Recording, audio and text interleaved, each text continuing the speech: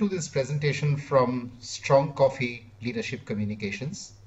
Many of you who make speeches in conferences, seminars, workshops as the leader of your organization have often asked me this question: what are some of the best ways to powerfully start a speech? So I thought that it might be a good idea to look at some Bollywood stars and try and learn how they make speeches and how they make great beginnings. So I created a three-part series which talks about the most used and useful starting techniques. The first, and in this part, we are going to talk about using humor to start a public speech. In part 2, we are going to talk about starting by setting the agenda and a context. And in part 3, we are going to look at a fairly high energy start. So let's begin with using humor to start a public speech. So before we get into it, we first need to answer the question, why Bollywood stars? Now, often Bollywood stars are called in to deliver speeches in high-profile conclaves and workshops and seminars. A lot of people do believe that they are naturals in public interactions. So I thought that it might be a fairly interesting way to look at some of the examples of how they start their speeches and occasions for us to learn from. I will provide you some learnings from each one of these speeches as we go through this series. But more importantly, what I'll provide you are some tips that can help you adapt their styles to your speeches, or better still, you can make some of your own. And so here is the first speech for you to sample. If you wish to leave a comment, you can leave the comment down below if you're watching this on YouTube. Otherwise, visit us at www.strongcoffee.com. Hey everyone.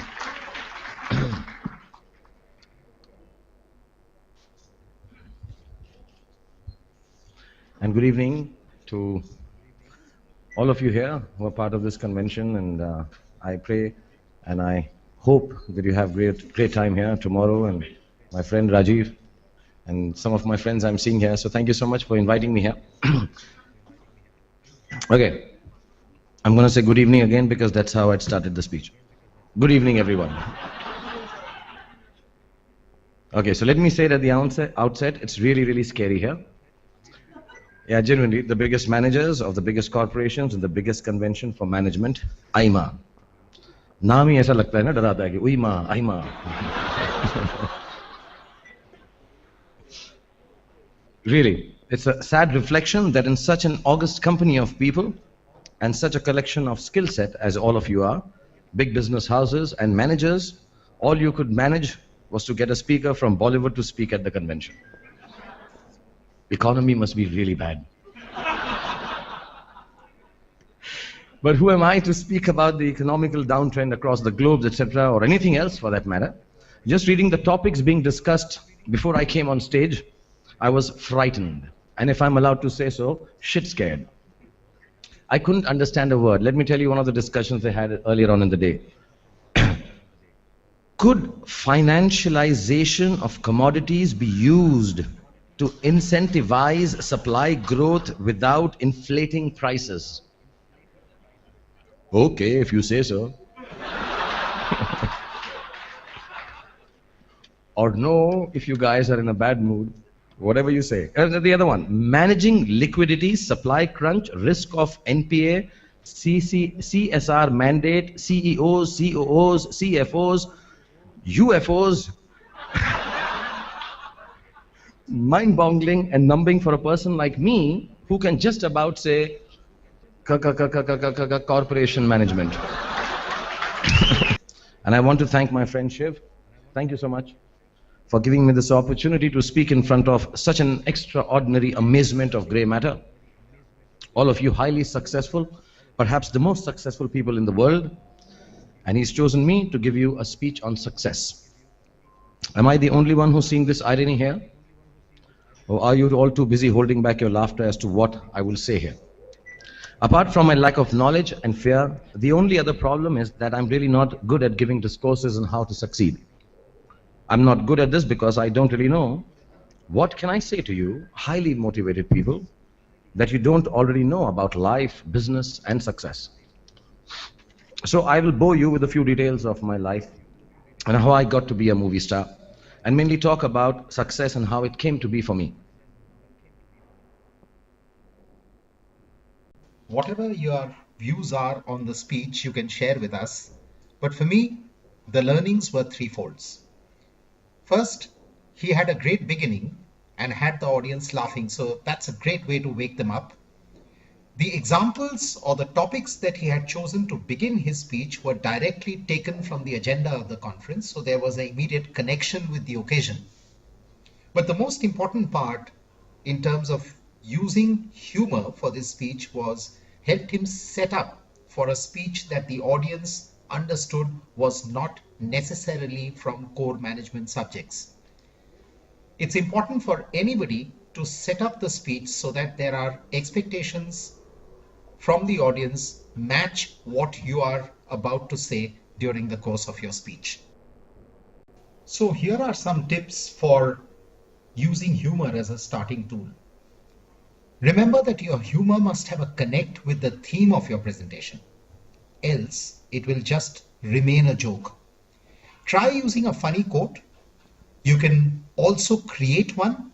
One of the ways to create a funny quote is to say, as somebody once said, and continue to say something that you might have picked up from any source. But you must ensure that it makes a point about something that you are about to explain. Otherwise, the humor just remains out of context and keeps the audience wondering why, after all, was it used, because it does not connect back to any theme or any topic in your presentation. The next tip for you is to use humor in a manner so that it does not sound frivolous. Else, you will risk your audience mentally tagging you as a non-serious speaker. One way of doing this is to start off with an anecdotal story that puts the humor in context.